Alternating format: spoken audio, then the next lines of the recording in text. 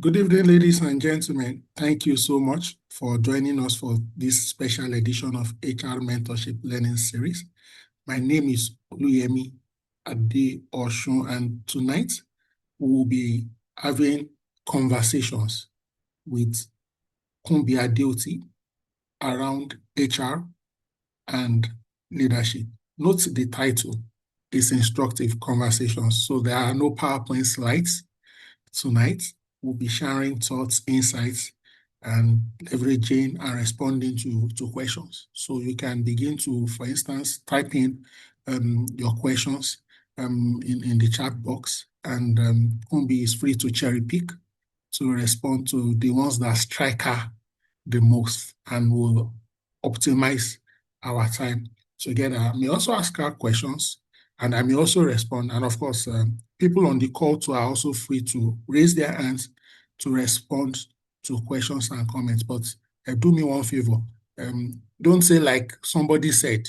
If it has been said, it has been said. So let the conversations be cumulative. No need to repeat or reiterate what anybody has said. For those of us who know, you must have heard that saying that once have I spoken, twice have I heard. Let that be the mantra for today. But we would like people to please feel free to share their thoughts and insights. Ask your questions, type your questions. If you're asking your questions verbally, give me a bullet point question, not the question you first give me a narration.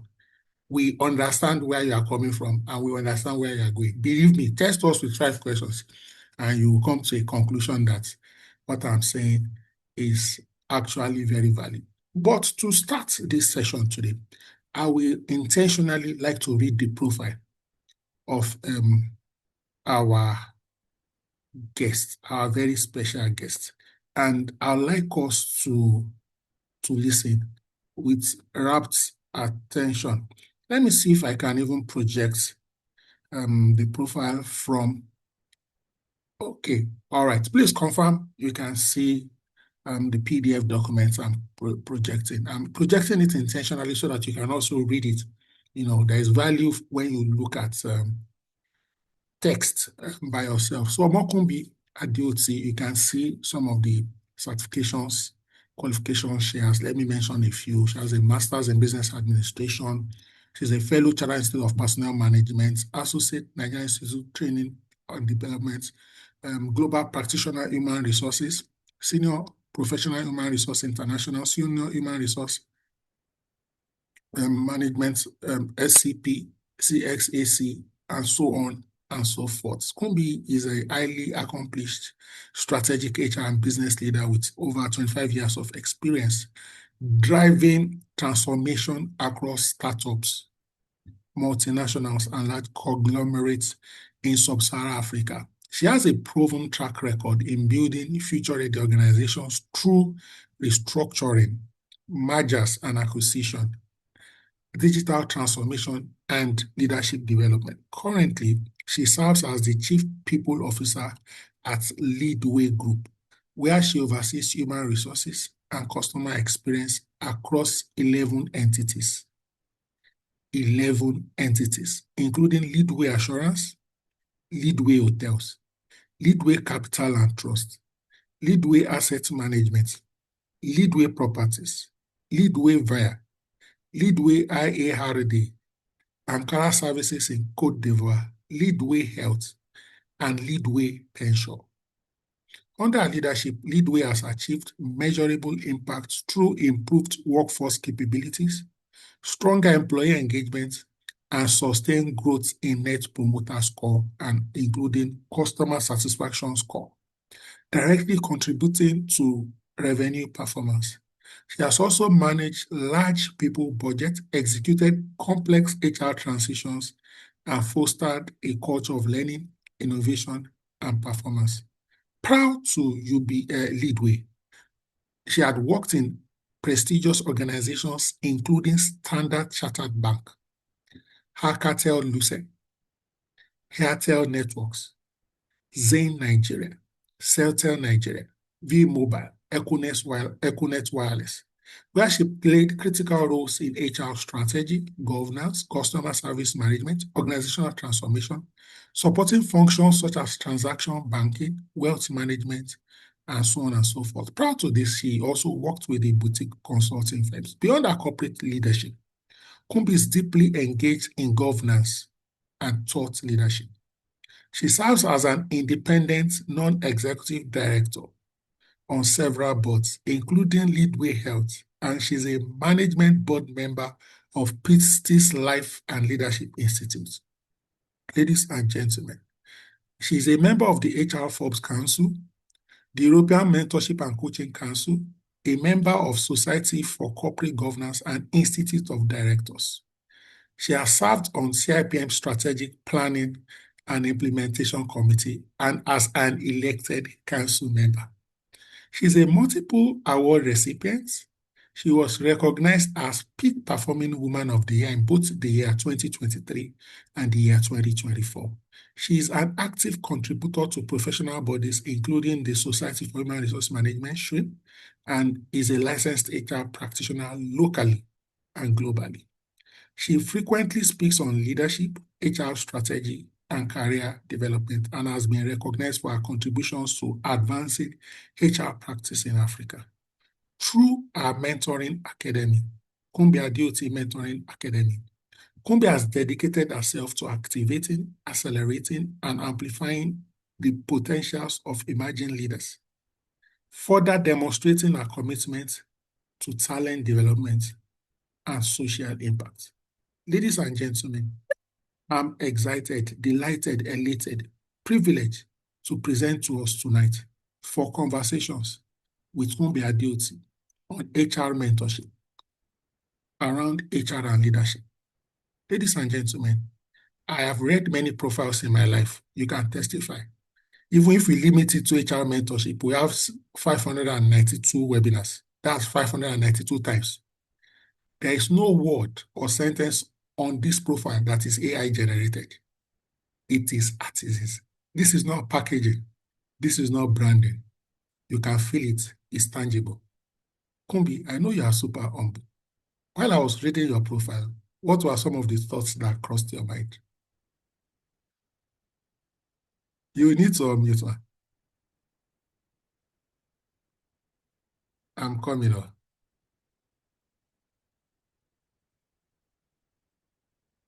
Ladies and gentlemen, just be patient. Okay, you can speak now. You can unmute now. Okay, thank you. Good evening, everyone. Thank you, Yemi, for having me. And it's exciting to be here amongst practitioners, intellects, and people who are doing great stuff in their respective spaces. I respect what you do, and I'm excited to have conversations with you tonight. I'm hoping that we would rub minds on some of the challenges, experiences you are having, and together we can shape our spaces better than we are currently doing. Thank you, Yemi. When you read it, each time my profile goes out, I honestly try to shrink away from it. And it's not about false humility. I just know that I've enjoyed grace to go through these different journeys. And it's always my desire, my aspiration to pour out of whatever I have in me to other people and also to enable their journey. In fact, my life purpose is about enabling other people's journey, their dream, organizations to become what they are meant to be. And I believe there's still more to be done, So that's why I'm here. Yeah, thank you so much. Let me ask the first question. And it will be, you are a mother, you are a wife, you are a sister, you are a daughter. How are you able to combine all of this and you are still Kunbi Adeoti, the professional? Thank you. So I may sound a bit spiritual, and I don't hide my faith. That's the first and foremost thing. Recently, interestingly, I had a session with a girls' high school, and old students association rather. And this was one of the questions that came up, that how do you actually balance all of this together? One thing you must know is this: it is one and the same. It is all in the same span. It is the ability to integrate and understand that you were made for that purpose, and go inside of you to look at how you will fulfill that purpose part-time in the season that it is upon you. Life is about time and seasons. And so in that time and season, how do you go through that journey? And it is, first of all, knowing who you are. It is a question of identity. You said, I am a mother, I am a wife, I am. And so each of those has a demand for that identity, but it is just one person who is created to be. And so when you look at how, for example, a 24-hour runs, within that 24-hour, each of those elements has a purpose to be fulfilled in it. And as long as you apply yourself, that's the first thing. Second is understand support structure, seek support structure where you require it. And third, understand that it is an integrated life. It is not a separate life. So you have to, first of all, settle that within inside of you. If you don't have peace with that, it is difficult. You would see yourself as if you are catching 10,000 balls in the air.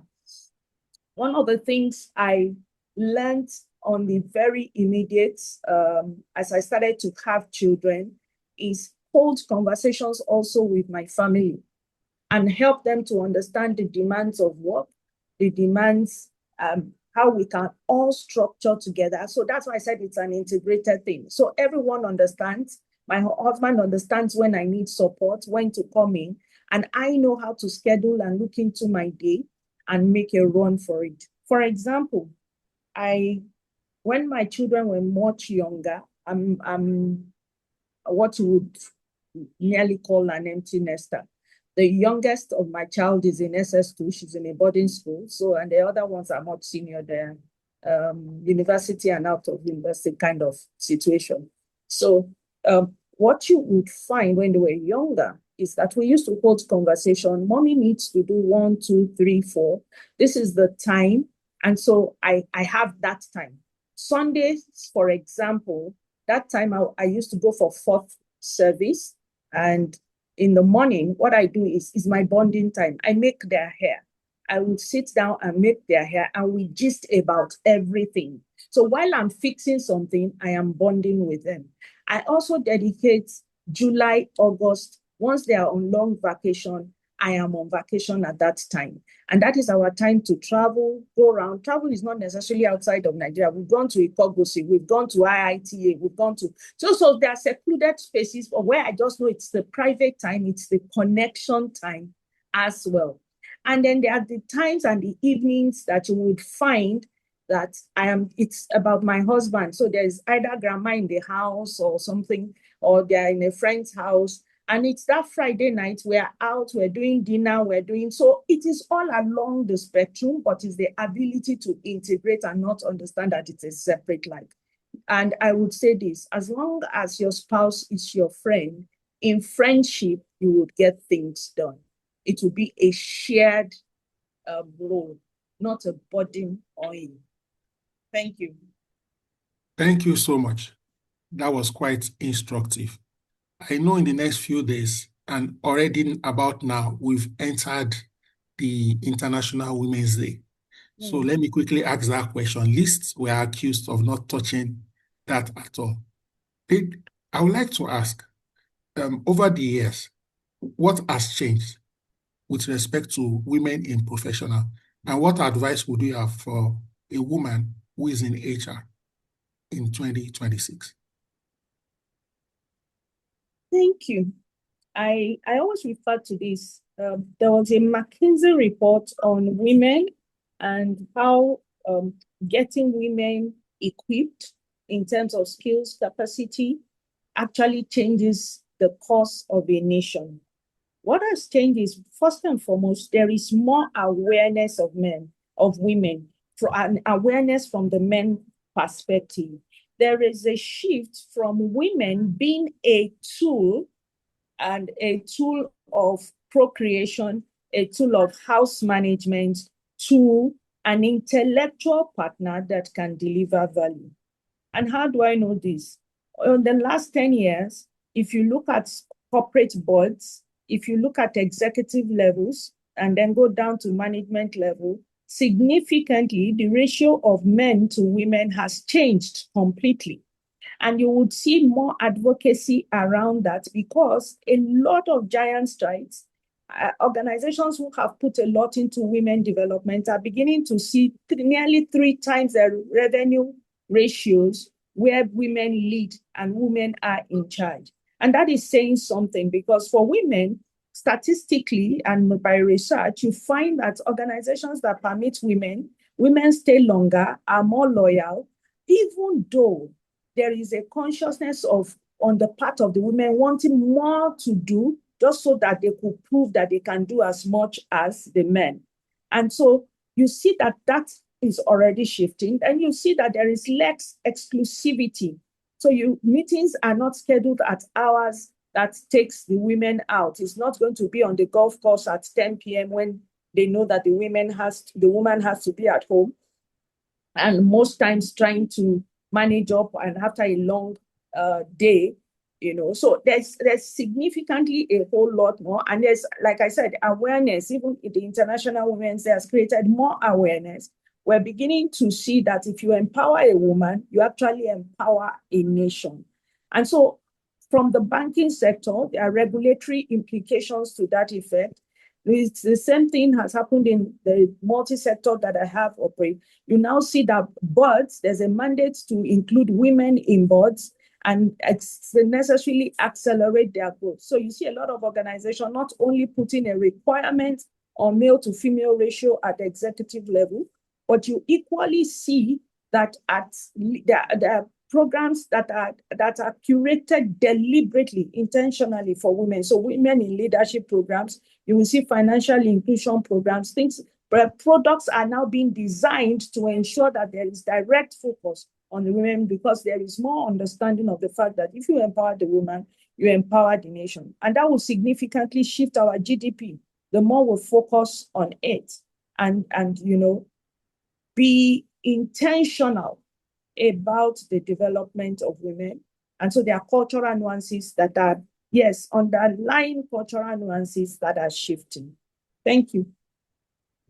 Thank you so much for that robust feedback. Let me quickly take a question from the Zoom chat.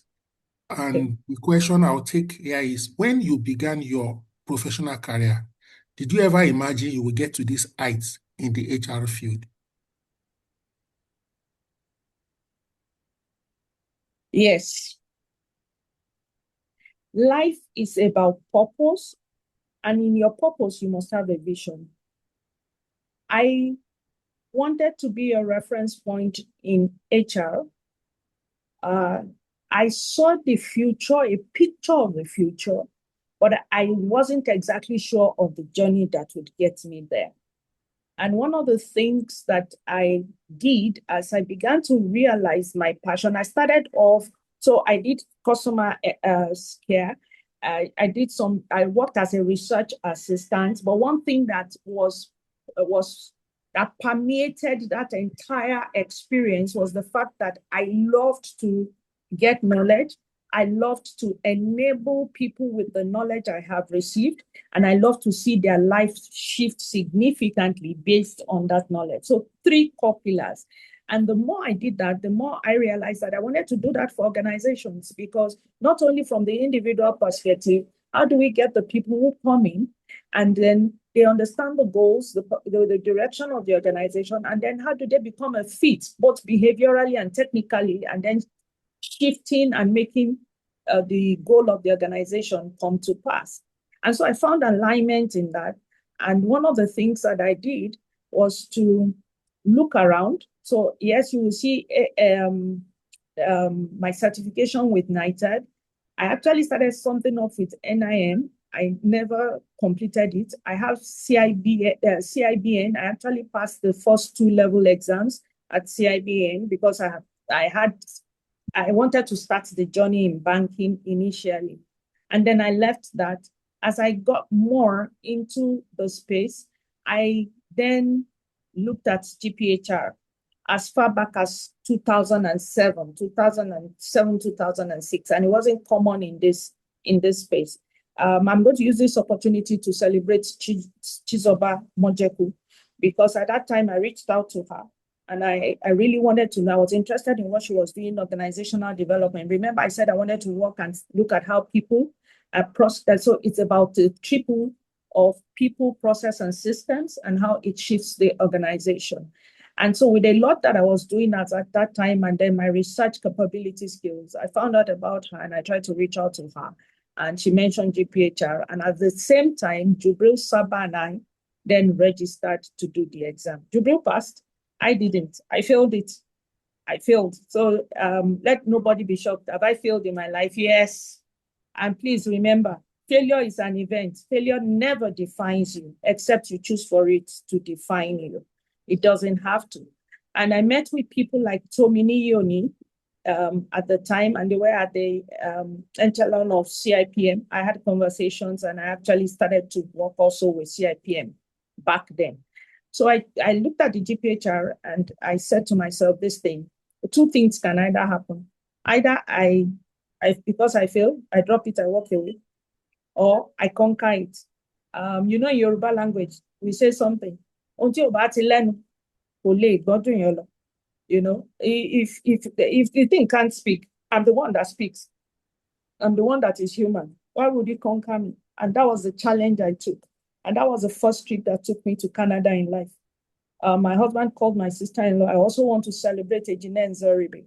Way back then, Ejine gave me $50 as far back as 2008. You imagine how much that was. And to support my aspiration at the time. And that's why I would do everything to support any younger person who is actually coming up in their dream. And so I went to Canada, and that was where I met Lance Richards for the first time, and I made a lot of other friends. So that put me in the global foray, and I footprint, meeting people, connecting, and understanding what it is that they do. And I did the crash class, came back to Nigeria, passed, and started off the first set of GPHR classes with Oliver Nona and SHRM in Nigeria, where I met Adora. And there are quite a number of all of us who came in at the time, but I started off the classes and teaching the classes here in Nigeria. And the rest, you see, is history. Thank you so much. From failing the exam to becoming a teacher, that's a complete metamorphosis, and that's also instructive. And one of the reasons why we're having this special edition is so that we can ask the tough questions and we can get feedback. I hope somebody here will come back to whatever they have stumbled at and pick it up again. Let me quickly ask one of my own questions, Kunbi. Yes. With 2 decades across the telecoms, insurance, banking, what would you say are the defining moments that shaped your leadership philosophy the most?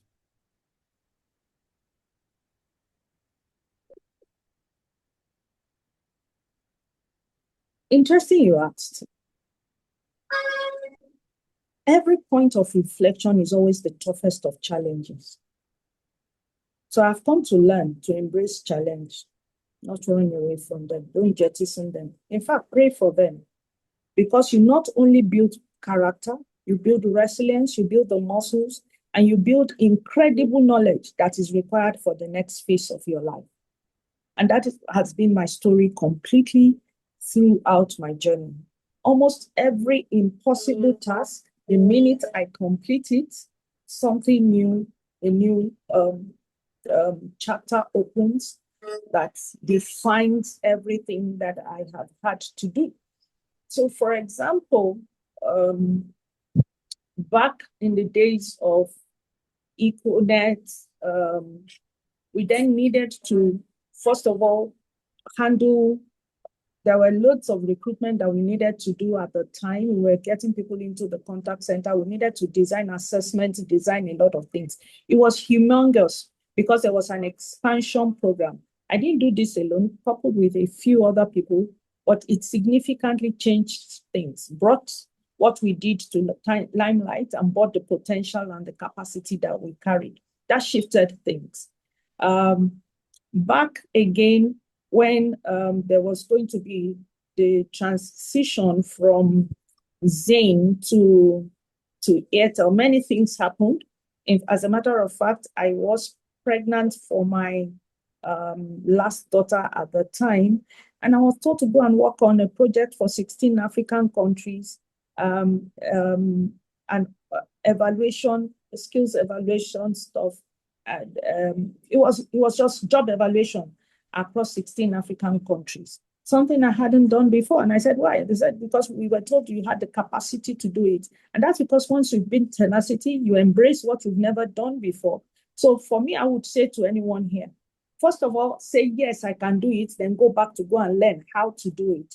It opens vistas to you. You develop yourself exponentially. Never tired to learn. Honestly, anybody who works with me or who has worked with me will tell you this. I will load you with stuff. And because you keep learning, the day you stop learning, then you stop growing. And because our world evolves so much, you just cannot afford not to learn. And so that significantly changed things again. And then there was a time when Airtel now had different projects. We were going to change operating model. Our operating model was changing significantly. And that was when I worked on different projects, worked on the novated contract that moved 427 employees from Airtel to Ericsson at the time, worked on the one for IBM, Motorola, ITS as at the time.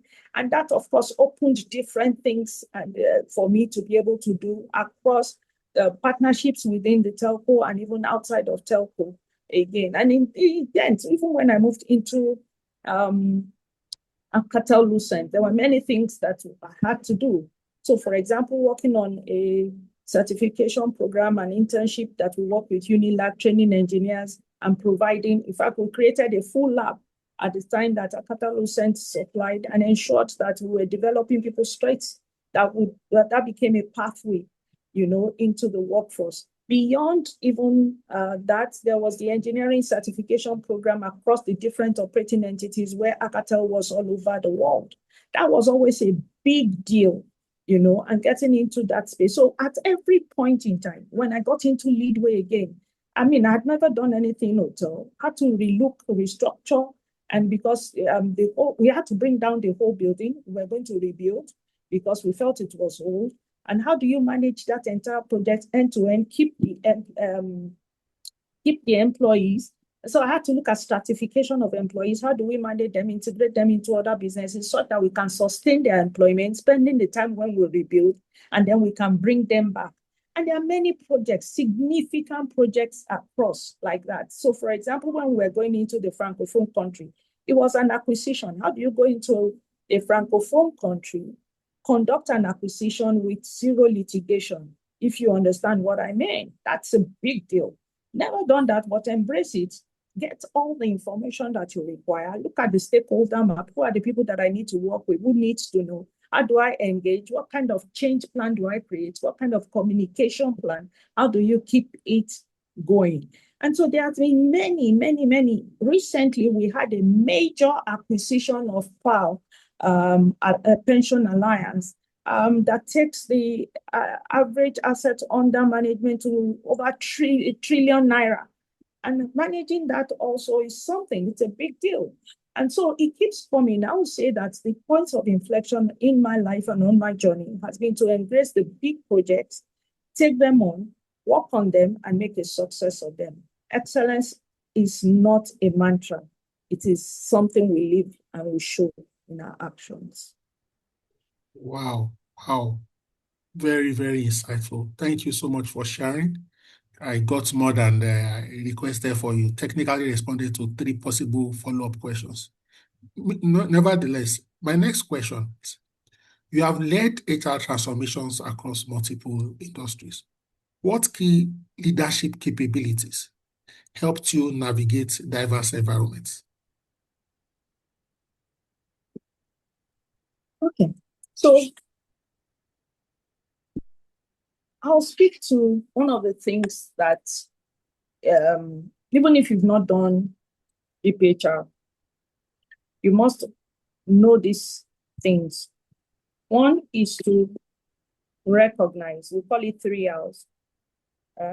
Recognize, respect, and reconcile.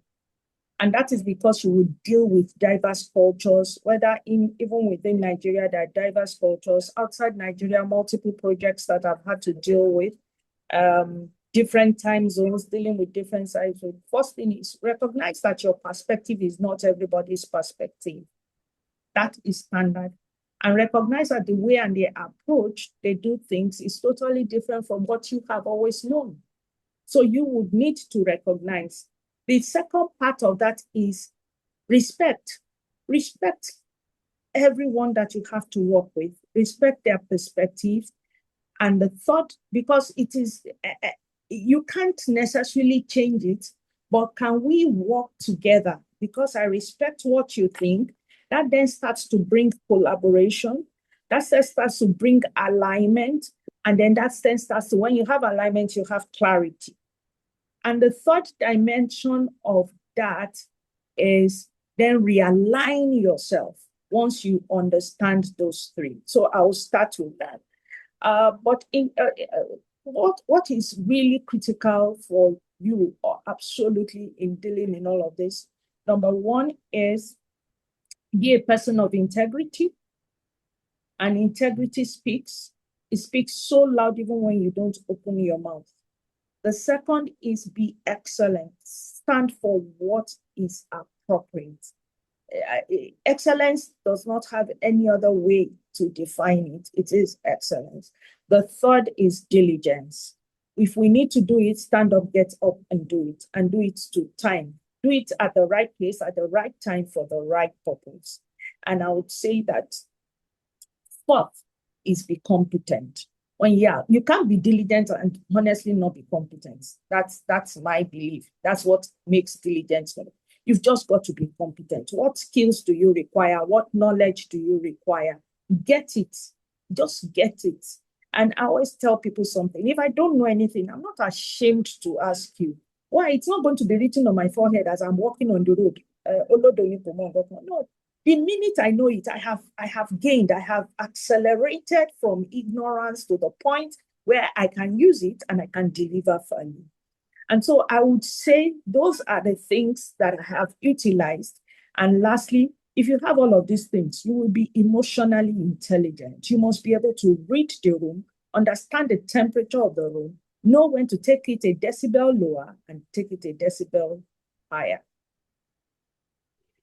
Thank you so much.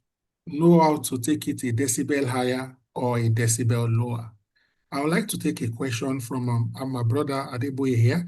And he says, Ma, how did you navigate those late evenings or night meetings that could span really late into the night? I think this is one of the main scare for ladies. What strategies did you put in place to navigate this? Okay, thank you, Adeboye. So, were there late nights? Yes, there were very late nights. Up until last week, there was one we were up till 2 a.m. There was one that my team worked till 7 a.m. They are late nights. Remember, I mentioned something when I was talking about family and spectrum. You need a support structure. I had a support structure and I still have a support structure. First and foremost, your spouse must understand what is going on. You have to be friends. There's no way you're in love all the time, but you must be friends all the time. And with your friends, you can be real. You can be vulnerable. Vulnerability is not weakness. Vulnerability actually is the courage to stand up and face what is ahead of you and doing it afraid. You will hear most leaders say it, is doing it afraid. So I sit down and I say, Guy, I have 1, 2, 3, 4 things to do. I need you. And he knows that when I say I need you, I truly need you. So he then says, okay, let's agree. How are we going to do it? And those times, even if he had to work late, we had a nanny who was an elderly person who was in the house. I had a lesson teacher to support the assignment for the children when they were young. So peradventure, I'm not able to come in. But one thing I don't do, in the morning before they go, we look at those books and we have conversations around them. I never let each day go without us talking about school. So your support structure is totally vital. And guess what? Maybe now, but the time I was getting married, they weren't ready cooked soups in the freezer. You weren't using cooks. You weren't using. See, the thing is this: outsource what you can outsource and focus on what is important for the moment. And that is part of your support structure. I like that. Whatever you can outsource, don't hesitate to do so that you can free up space and time for the most important thing. My next question for you. Yemi, before you go on, Yes, maybe also, again, depending on the partner that you have, my prayer is you are not married to somebody who is so controlling but see value from you, so that I'm not just speaking because I have enjoyed grace from my man. If you need to instill confidence in your man, and he's one of those people, if he wants to come and stay in the office and be having coffee while you are working, let him come. Abi, because some, maybe they just distrust. Again, it may be a function of how they grew up. Remember, I talked about perspectives that we have been exposed to. So it may be a function of how they grew up. I have a man that is trusting. Even if I'm out of this country for 3 months, he knows nothing is going to happen. I'm going to come back home the way I left. So some have that level of distrust. Not a big deal. You just tell him, will you come and work with me? He will stay in the office. He sees that you're in the meeting, you're having conversation, things are going on. When we are ready, then we go home together. By the time he does that 2 or 3 times, the third time he will tell you, I'm not coming. When you are ready, call me, I'll come and pick him in the office. So maybe we may have 1 or 2 people, and I just thought, see, involving your partner on the journey makes it much easier. Please ask your question. On a lighter note, HR people get to marry good people. They are specialists in recruitment.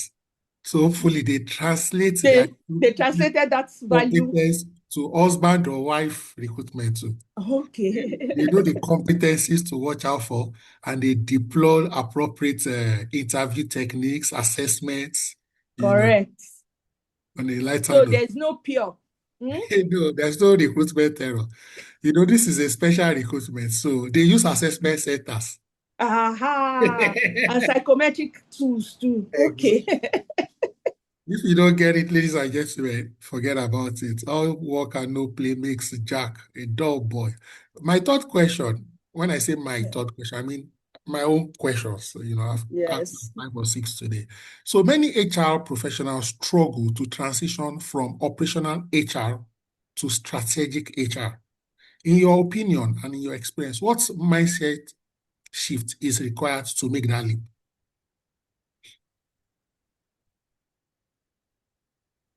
It's simple. HR is business. HR is not process. And the minute you start to think of HR as business, then you have to think from the position of the business.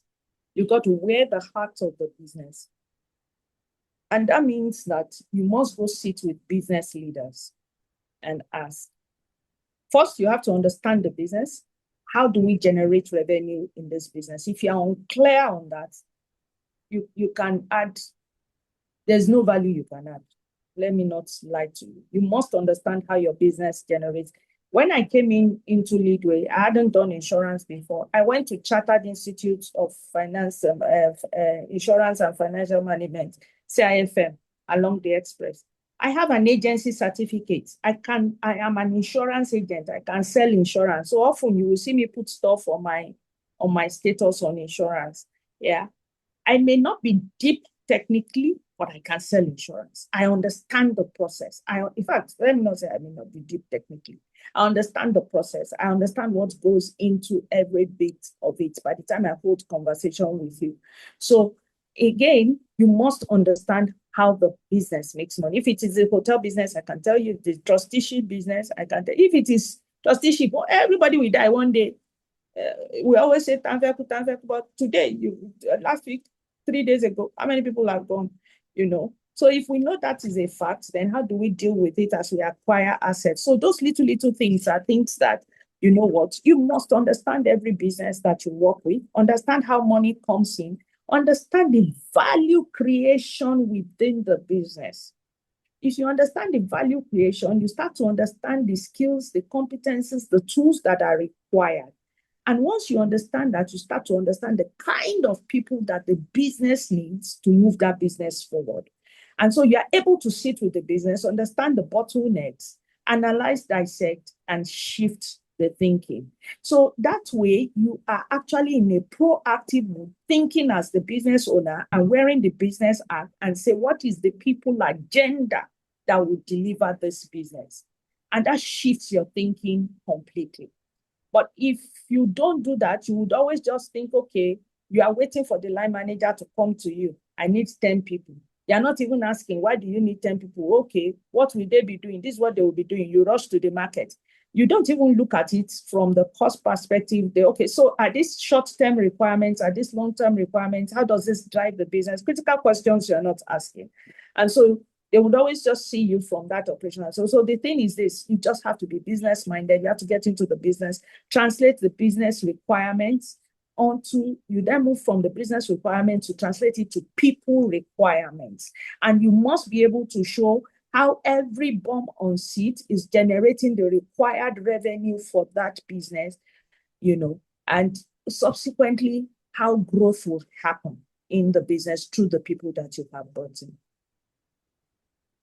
Thank you so much. Through your academy, that's the Kunbi Adeoti Mentorship Academy. Some of the things you have done, you have tried to focus on activating and accelerating emerging leaders. What patterns do you see among professionals who have risen quite fast? So, to be honest, the most important thing that I have seen that has worked with everyone that we have worked with is about creating an action plan, having an accountability, discipline to follow through their action plan. That's it. The discipline.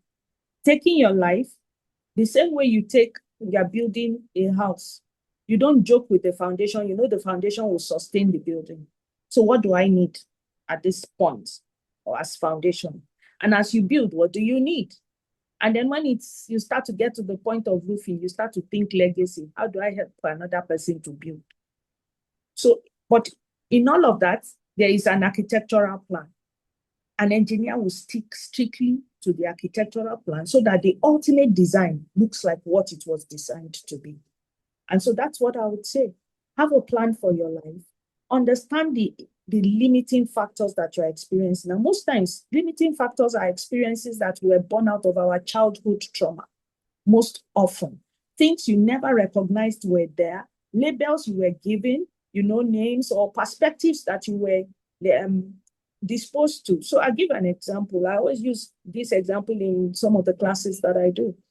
I have a friend, fantastic guy now, changed completely. But about 10 years ago, this guy was somebody that if you are talking with, the conversation, he was very brutish, very, very brutish, very, very uncouth, really doesn't care, even dress sense was wonky. And I used to just wonder what's wrong with this guy, It doesn't take him seconds to go from 0 to 200 kilometers when he gets to abuse. He can tear anybody down, and certain words that would come out of.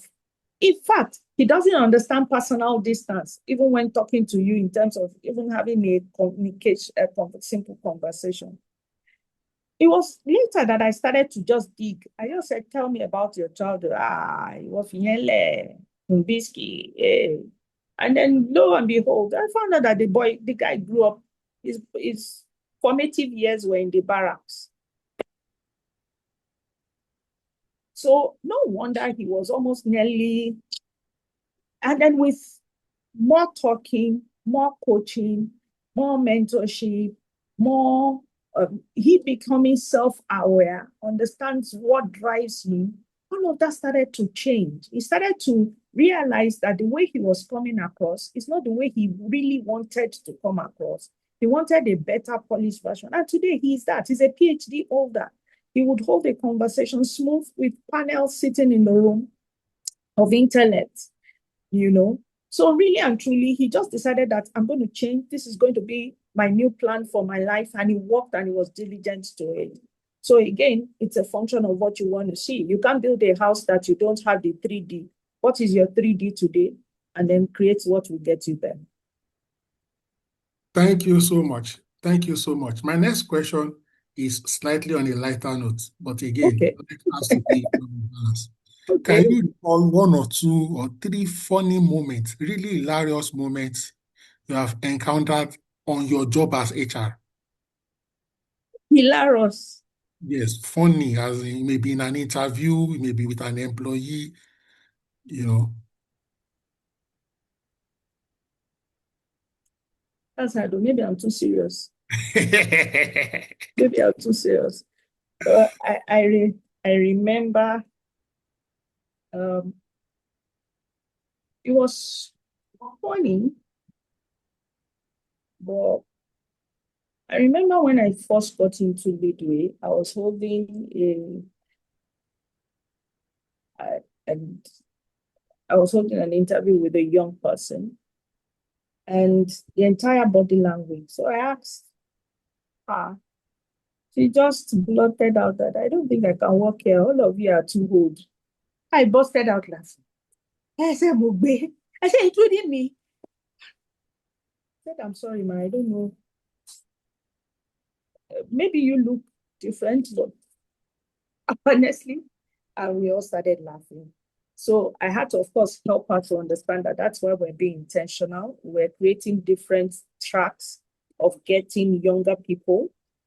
We had a post NYSC, all manner of internships we created just so that the younger people could experience us. And if they experience us, there could be a better perception. We could understand what their appetite was and what is the attraction factor, and rebuild our EVP. We're working on the EVP at the time, rebuild our EVP so that we can then become attractive to the younger generation. But that day was totally something else. So, I mean, I'm trying to remember that there were quite a number of moments, but honestly, uh,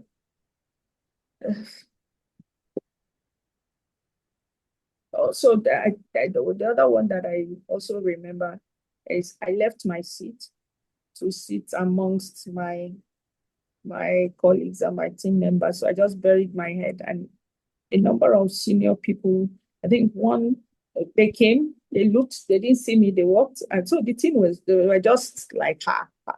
They were afraid I was sitting amongst them. And I said, no, that has to happen because otherwise people would never connect with you. They just see you isolated in one room, you know.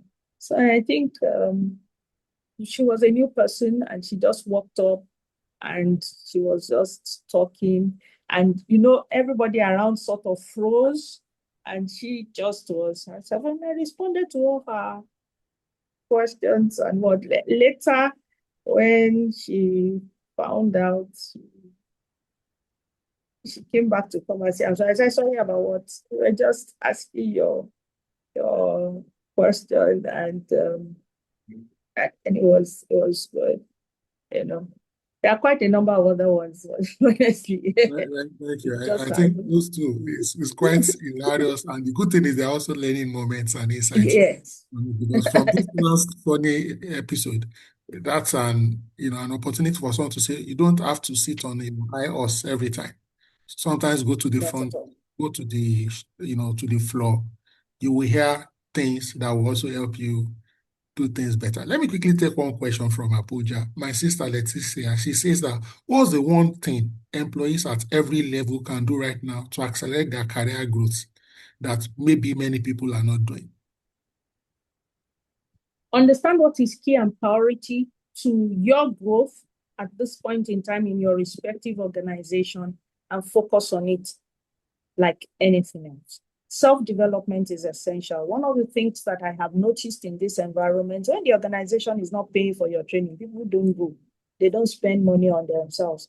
When you're leaving, you're not carrying, the certificate won't carry your name. It won't carry the name of the organization. It will carry your name. The knowledge stays with you for a lifetime. So invest in yourself. Whatever you need to do, invest in yourself. And honestly, one thing that is apparent today is that AI is reshaping our world.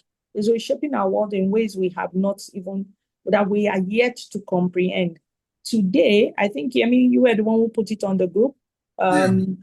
JP Morgan cut off. It was Emmanuel Michael. Oh, Emmanuel Michael, okay. Yes. Cut off 2,500 jobs. And before now, we've seen it happening in like 2, 3, 4 organizations. It's going to become the norm, really. And if you go to Twitter to read that entire story, it tells you that AI is sending people out of the door. And companies are claiming higher and increased revenue. So the question is, what skill, what competency do you require that is vital in your current organization? Don't faff around with it. Whatever it takes, get that. If your organization is not paying for it, you get it. Then you increase your capacity, you increase your value rating. If not anything, if your organization doesn't value it, another person will come, value it. What organizations pay for is the value you bring to the table, the competencies that you deploy. So if you can't deploy where you are, prepare and deploy it for somewhere else, and you get a higher value for what you are deploying. Thank you so much. I have a question from Made Emeajai here. He says, and good evening, sir. He says, for leaders, there is a lot of demand on our time, Yes. talents, and intellect, especially from mentees and friends in the HR community. Ma, how do you prevent or manage burnout? I love this question. Thank you for asking, sir. ECM, I respect. So how do you prevent burnout? One, you must be cautious of time segmentation. You must be cautious of yourself first and what you have capacity to take. And most importantly is, how do you manage that timing such that you can give incremental value without necessarily going beyond your own boundaries? What do I mean? There must be boundaries that you set. So if you look at the volume that you get and look at where those people are on their journey, there are people that you have already built. There are some of them that you can pair with those people because you already have trusted people you have replicated yourself in. Everything doesn't have to be directly from you. That's the real deal about value at leadership level.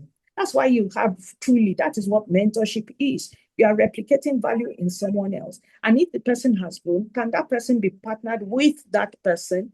And secondly, where you can do a clustering, do a clustering. And Yemi does that very well. You cluster, hold a session, and you know that this is the time that I have dedicated to this, and you give that as at that time. Work at your pace, pace yourself, and ensure that your health is not at the altar of wanting to be everywhere. Remember that you are not omnipotent. You are still here and in that moment. And so in that moment, be in the moment, give the value that you can give in the moment. Stay clear to your boundaries, because you must have set boundaries of what you will do and what you will not do. Utilize the other hands that are around you. Earlier on, I talked about support structure. Part of your support structure will become mentees that you have trained, who have the capacity to train other people. So what you then do is check in. How are you progressing on this? What did you agree? And how are you progressing? And at times, just voice notes. Give me a voice note. I can't take it now, and I'll get back to you.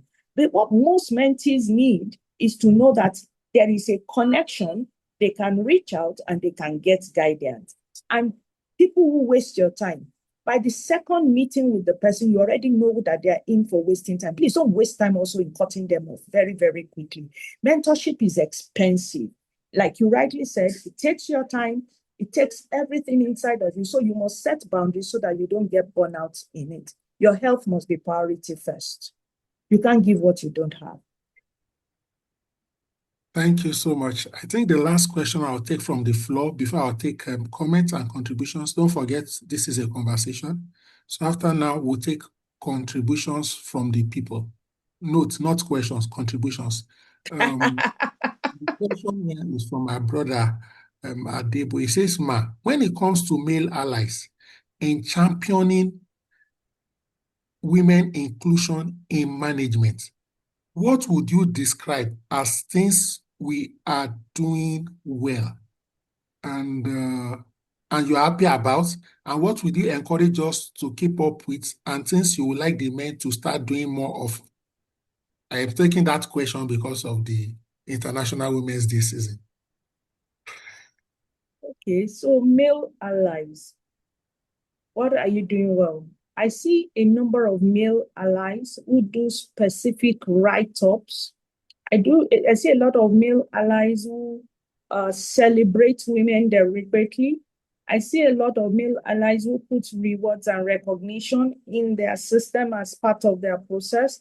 I see the ones who are deliberately about the ratios of male-female ratio that they have in their team, because they will tell you, we don't want everything to be, what do you call the male hormone? Testosterone. Testosterone driven. Yes. I hear that a number of times, you know, and I see male allies who deliberately become platform enablers for the women they have worked with. And it's not about promotion, it's about putting them forward for positions that are high and showing that, look, we trust that this person will consistently deliver because I have given value to they have given value while I have worked with them. I see what they are made of and what they do. What can be done more? Please don't stop. Every avenue that you have, and especially we need to start to look at some cultural nuances. You know that once upon a time, a president in this country said that women are for the other room, some very funny language. And I ask, the same way you leave every morning, your wife leaves in the morning, the batters he or she or your sister or your the females around you, they go to work the way you go to work. They get battered. I mean, there's bass goes, as we call it in HR. They get the same thing you get. They go through the same traffic. If you're in Lagos, you know how horrendous that can be, you know. And then they come home and then you pretend as if everything around the house has nothing to do with you. And you're asking, when will my food be ready? Come on, you know. Those are things that we really need to start to look out all over again. The condescending way we speak to women, those are things that we need to actually watch out for. And you need to really watch out for it within your team, where even someone who is of a if you're going by structure in the team, and just because this person feels there's a guy, the manner in which they treat the female within the team, you need to be very conscious of it. And I dare say, I think this is the most important part. We're not training males to work with women who are successful. I see a lot of males who struggle with that now.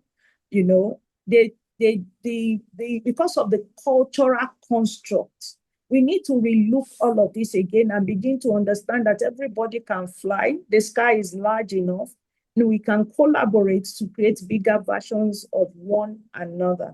And I think that is what is now so important. I trust I answered your question. Absolutely. Absolutely. Thank you so much. Let me see if I can get some of our colleagues there to say one or two lines.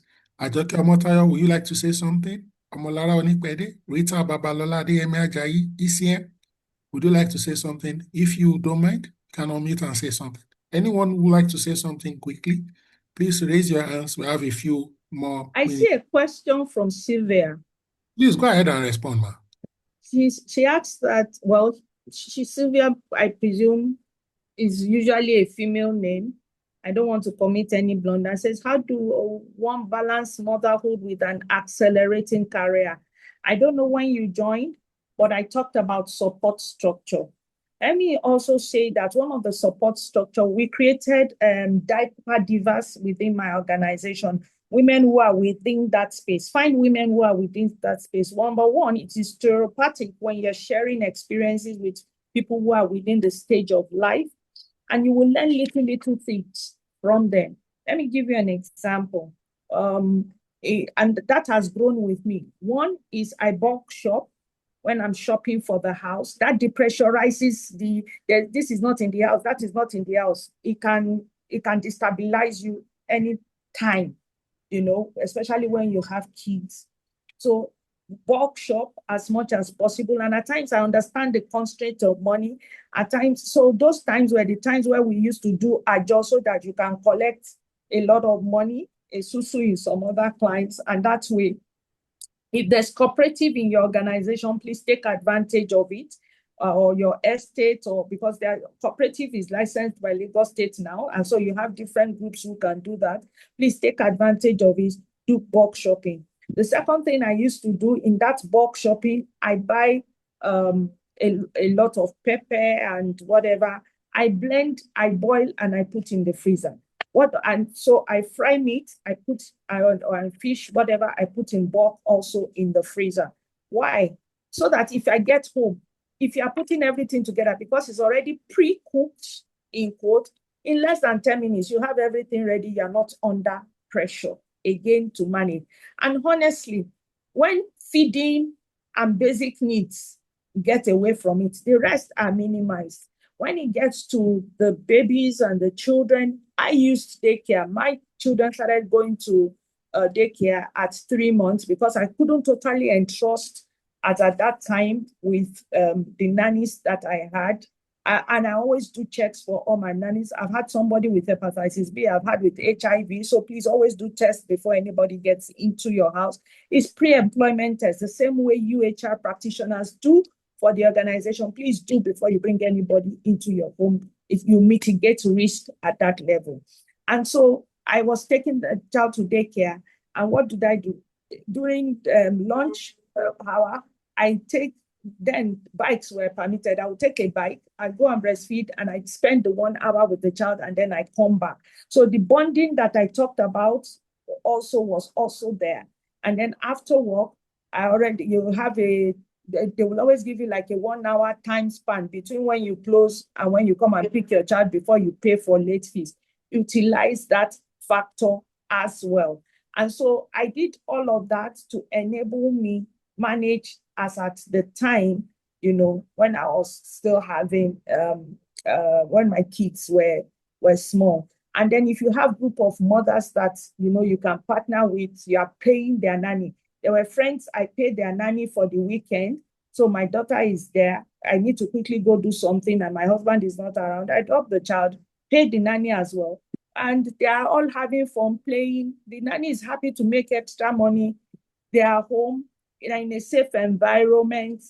And I quickly go do what I need to do and I come back. So utilize, look around, look deeply. You'll be able to find one support structure or the other that you can use. And remember, it is all of this. Before you blink an eye, it's gone. Your mindset is also important. You must see your children as gift, because once we start to see this as a burden, it becomes very difficult to navigate that journey.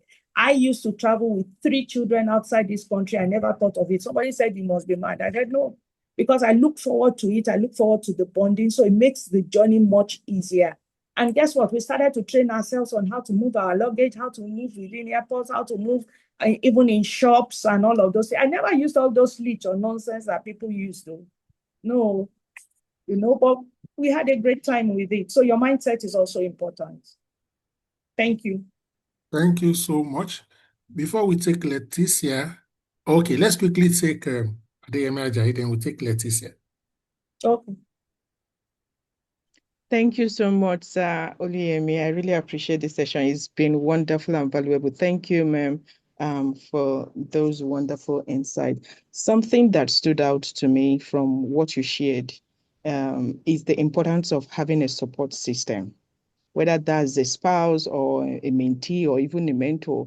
But I think one of the underrated challenges is actually knowing how to, negotiate that support. Sometimes we women, we don't know how to ask for what we want, right? Knowing how to ask for it from whom and without feeling like a burden. So I know that I'm not supposed to ask a question. This is a contribution time, but how do we women, and honestly, anyone, get better at building and negotiating that support intentionally rather than just hoping it shows up? How do we negotiate this thing without, having, whether it's your spouse or mentee, without them feeling burdensome? Thank you, man. Thank you so much. Thank you. I mentioned something when I was talking about when Yemi asked me, you're a mother, you're a wife, you're everything. The first thing, and this is what most women struggle with: identity. Identity. We tend to take our identity from how the society has defined us rather than really who we are. You're a human being. You need support, you need support. What's the worst that can happen? Somebody says no. No is sounding like a rejection because you don't want to hear it. They've already said your wahala is too much, women. And if you go on social media long enough, you will see it. You stay with a woman. I remember one joke like that said, I stayed with my wife. Honey, help me get this. Honey, help me get that. You don't know whether you have become Boniface. Your husband, though, but you have become Boniface in the house. So by the time you watch that the first time, you watch that something similar the second time, you start to think maybe you really are a burden. You are not a burden. You are co-parenting with someone. So why shouldn't you? Can a woman ever make a child by herself? And that's why we really need to go back to identity. So if you say no, no is not a rejection on me. It's just a perspective from you. I need something. I have to step up and ask. And the only reason you're able to ask is knowing who you are and be comfortable in who you are. So your confidence level matters. And in that, understand that you are not incompetent, you are not lazy, you just need support for the moment. So you need to self-talk on that first and foremost. And then the second part of it is evaluating your tribe. And guess what?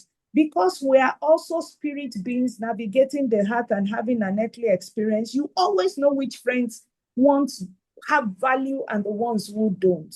You know by the way they talk, the things they say, and the kind of advice they give you. And you are able to sieve it out. So if you really need, then you should ask. If your mother-in-law is alive, ask. If your mom is there, ask. If you have an auntie, you never even know. Maybe they've been waiting for you to even ask. But because you never ask, and we always tend to appear superwoman. So we carry everything on, and everybody sort of thinks that you are fine, except when you ask. So prepare your mind and say, the worst I will get is a no. And if I get a no, what does that do? It doesn't change my height. It doesn't add to my weight. I move to the next person and I still need what I need. And I'll get you this for 1 hour. And then there are some nanny academies, especially, I know someone, Amara, she runs a nanny academy. And maybe these are some of the things that if those of you who have the extra time, you want to take a look into it. Are there people around you who are, because we're also seeing Uberization of work, people who are available, students who are available, who are on holiday, who you know that their parents, they've come from, or you work with them in the mosque or in the church, in your communities. Remember, I talked about tribe. And you already know, some of them come around your house. Auntie, uncle, can I help you with this? Can I help you? You just tell them, I need you to come and babysit. You and your friends, can you come? 2 hours. This is how much you pay. And those are things that I see a lot outside this country. But you see what? This quickly make money, run and go has become, how do you say it again? I'm trying to remember the Gen Z language for it. Has become a norm. Whereas you are also helping them to build their resume because they can say they did volunteering work and they write the work and articulate it. Nobody's going to ask you whether you were paid for it or not, but they're building their resume because they're learning organizational skills. They are learning people management skills, even if it be toddlers. So again, it's your ability to sell it and to look around exhaustively and understand, see, I'm a firm believer that everything you require for your journey is around you. Is your ability to recognize it and take advantage of it. And most times we're just beclouded by the pressure of what we feel, and that doesn't help us to recognize, reconcile the situation, and quickly take advantage of it. I hope that made sense to you. Thank you so much. Let me just also quickly recognize on this call Mrs. Omolara Onikpede, who is the chairperson of CIPM Oyo State. She's a regular. She facilitated a webinar just last week, and she has been responding actively tonight. I just said I should. Full respect, ma. Thank you so much, ma'am. Thank you so much. It's been insightful. Dr. Luyemi, thank you so much, sir. You're welcome, ma. All right, my ACM, sir. Adeyemi Ajayi, you have the floor. Perhaps we'll wrap up with you. All right, thank you very much. And thank you, sis, and everyone on this call. If I call her sis, just know that that's a connection. She's my sis, and that's how we roll. We said a lot around, leadership, career, HR. And one thing I would just want to wrap up with is to say this to the younger ones that are coming, younger professionals that are coming up. Most of the things that you said this night may look very beautiful. Hey, is it me? Is his network? Hey, We'll wait for him, he will come back. Ada Onyeri, I have a feeling that I would like to hear your voice. Let me look for you, Ada Onyeri, so that you can speak. I like the things you are typing. I have a feeling that it will even come out stronger if you talk. Meanwhile, while I look for Ada and give her permission to unmute and speak, and while we wait for the Ajayi to come back, there's a question from Ada. I love the question. I'd like you, crave your indulgence to respond. Ada says, Ma, what tips would you give to a woman trying to get back into the workspace after a career break for family reasons? Indulge us, it's International Women's Season. Okay. As I saw the question, I was laughing. I remember an interview I did for somebody who was reintegrating. You know that you can have two types of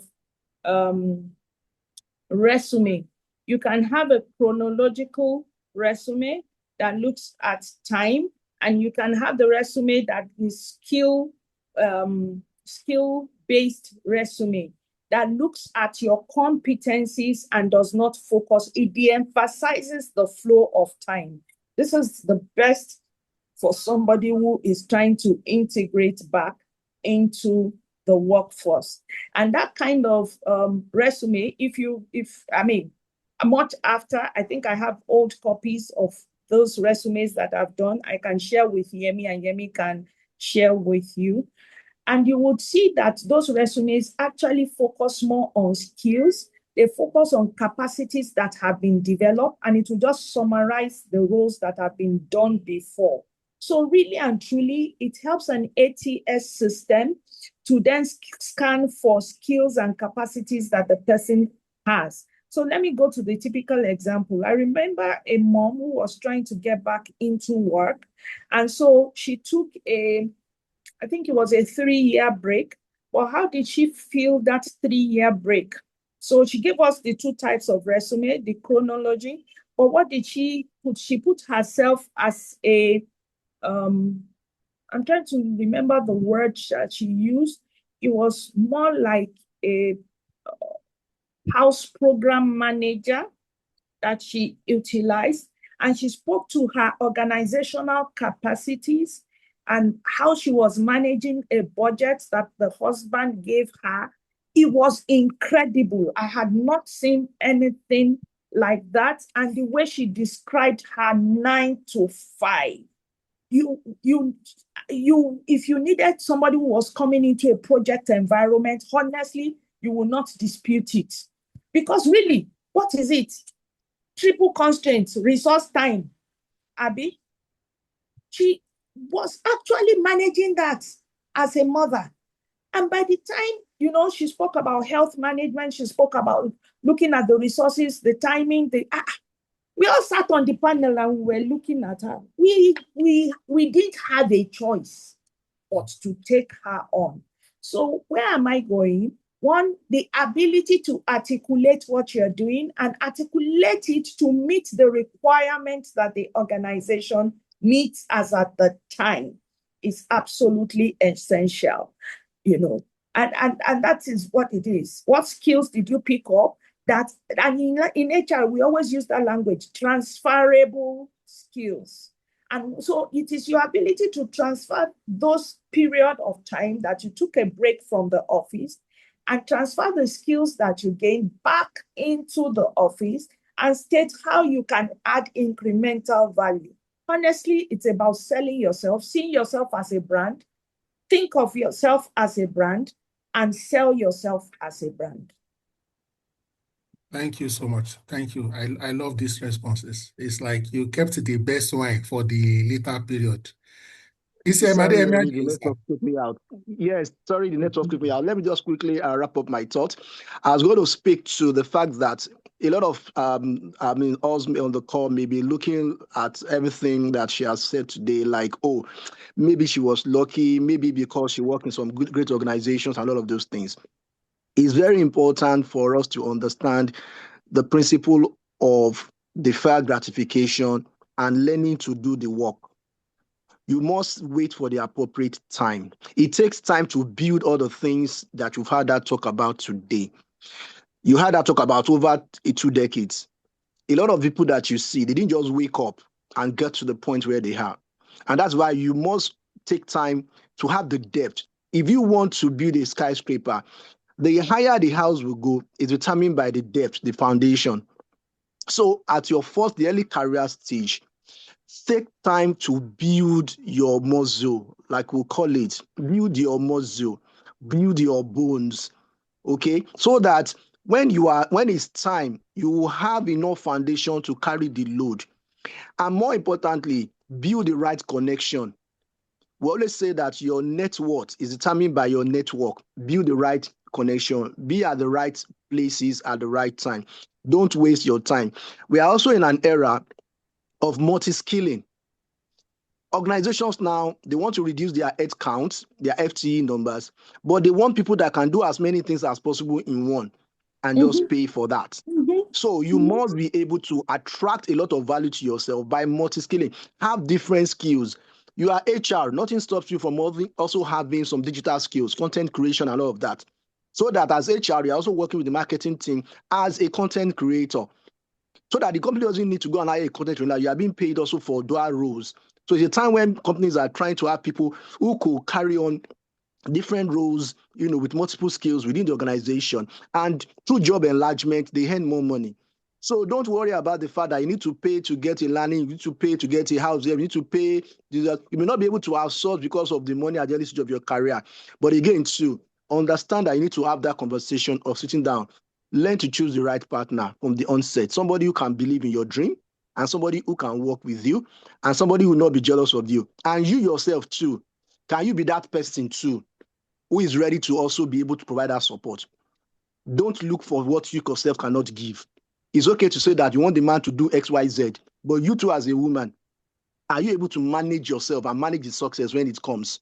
Because that's another factor again. It is not so much about some men who are not able to manage successful women, but it's also about some women too who are also not able to manage success and also still build their home. And so that's why you must be able to understand those factors too. We say that he that findeth a wife, are you making yourself findable? Are you the right person to be found? I think I'll leave it there. Thank you very much. And well done, sis. Thank you. For the Thank you.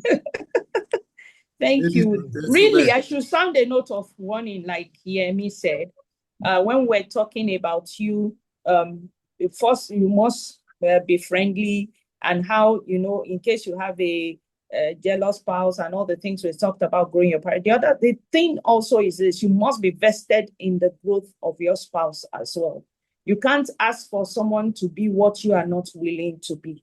I need to emphasize that it is essential. It's a two-way street anyway. We talked about it as partnership. You give to me and I give to you and I support. We both must support each other to rise. Thank you so much. Madam Rita Babalola, my mind is calling you. If you're in a position to speak, please. Okay, good evening, Pause you. everyone. Good Madam Kunbi, good evening, evening. the Hi, how Royal are you? Lady of Beacon Gates. Hi, how are you doing? I'm well. Yeah, I really like the angle you took most of the questions, and we all learn every day, and it was quite insightful. But I want to add some other things there, and I will probably say like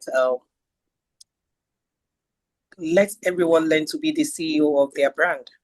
You are the architect of your fate. Yeah, I tell people be the CEO of your decks, be the CEO of your brand. When you are the CEO, that means the buck stops at your table. Personal investment is key. It's not all the time you get an organization that will support your growth journey. It's not all the time you see an organization that will invest in you. People ask me how I've gone far, but then honestly, it wasn't easy. But self-development was one of the things I prioritized. And then I also want to leave on the last note. If you really want to go far in your career, I would say 3 dimensions will probably be hit. The first one is to learn how to manage yourself. Manage yourself to the point where you are self-aware of who you are, where you're going, why you're going there. And then the second one is to manage your network. You cannot underplay the value of network. There are people you've worked with maybe 15, 10 years ago. In the future, you're going to meet them again while climbing up. So be nice to people around your network. Your network will also be not only your internal employees or your colleagues. They could be clients. They could be people, the vendors that you also meet with in the course of your career. And then the last one will be to manage your boss. That is key if you want to go far. You're not going to contend. You're going to collaborate. You're going to know their taste. You're going to know when to approach them. Just like what you said, learn to read the temperature of the room is quite key. And then on the last note, the support system. I remember when I was maybe in my younger career days, and I used to tell people that work with me that there's something called support system. Make sure when you're growing in your career, you have your support system, your family, your friends. There will be days where there will be an emergency to go to another state for work, and then you'll be considering your children. You won't put that as an excuse and tell them that you can't go. But when you have a good support system, it will always serve you in good stead. Thank you. Thank you. Thank you so much. Thank you so much. Adeoti, would you like to say something now? Thank you. I joined midway, but I have thoroughly enjoyed this conversation, Kunbi. So Thank you, well Ada. done, well done. This has been very much resonating, and I hope that this is all free FOC. So sometimes we take FOC things and we dish them, but I just want to say to the professionals who are on the call that this is wealth in here. I've posted a few comments to build on what Kunbi has said. I'm not going to repeat them, but I just want to say one thing because Kunbi, you touch on something that is at the core for me, and oftentimes we deprioritize that identity work. Identity work, and I want to leave everyone with this: that we don't rise to the level of our strategy, no matter how perfect it is. We don't rise to the level of our ambition.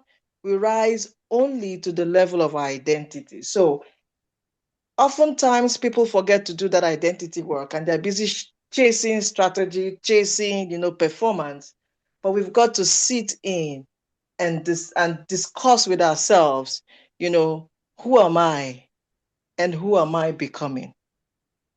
Thank you. Thank you, Ada. I love that. Thank you. I'm glad. I'm glad I was able to get you to speak. Thanks for your comments and contributions. I think, Kunbi, it's a time to say your closing remarks. While you are at that, if you don't mind, you can drop in the chats box maybe your phone number or email. A few people have asked, for example, how they can benefit and partake in the Kunbi Academy, Mentorship Academy. So maybe you have an email for that too. You can drop it in the chat box so that people can send emails. I can encourage you. We have a LinkedIn page. It's Kunbi Adeoti Mentorship Academy. Drop us a message there. We would reach out to you most definitely from there. Please do. Okay. And we would respond to you. I can guarantee you that within 24 hours, you will get a response from us. It is manned. I get to see some of those things, but I have somebody who actually mans it, and you would get to it. Thank you, Ada, for what you said. We have no idea how powerful identity is. If you don't deal with the issue of identity, you can't even create a roadmap for your life. That's the truth. You become the chameleon that takes on the identity of the environment it finds itself. And your uniqueness, you are never able to tap into the potential that you're made to be. And this is one of the things we deal with in the Find Me model that Karma runs. It's really an intense one. But we realize that once most people find their identity, honestly, even if they don't do the other models, they get to navigate life with much clarity. So you're absolutely spot on. Unfortunately, like I said, in our clients, this environment, we label the girl child before the girl child is born. We've determined how we want to help them navigate life. When a whole president starts to say that you belong to the other room, you are seen as a tool, a means to an end, a procreation machine, rather than an individual who is on earth to fulfill purpose. Like every other individual, you have spirit, soul, and body, and you are here to fulfill a purpose. And finding that purpose is essential to the fulfillment of your dreams. You can't even begin to dream of it if you don't even know what the purpose is all about. So I want to thank everyone who has been here tonight. See, no single tree ever made a forest. Collectively, we can build the world and shape the organization, shape our profession the way we want to see it. Once we believe it, we see it, we believe it, we act on it. So I want to encourage you, and every experience you are going through right now is towards the purpose of who you are going to become. Don't run away from challenges, embrace them, skill up. The world you knew 10 years ago is not the world that it is today. And in another 10 years, it's going to be absolutely different. And so I encourage you, skill up so that in readiness for that future, it lands, you are landing as well with it. And don't wait for anybody to skill you up. Invest in yourself, because in the end, you are the one to take on the dividends of the investments you've made to yourself. So let's go out there and make a difference for what we're meant to be. Thank you. Thank you so much. Ladies and gentlemen, I'm going to do my utmost best to try and bring Kunbi Adeoti as quickly as possible.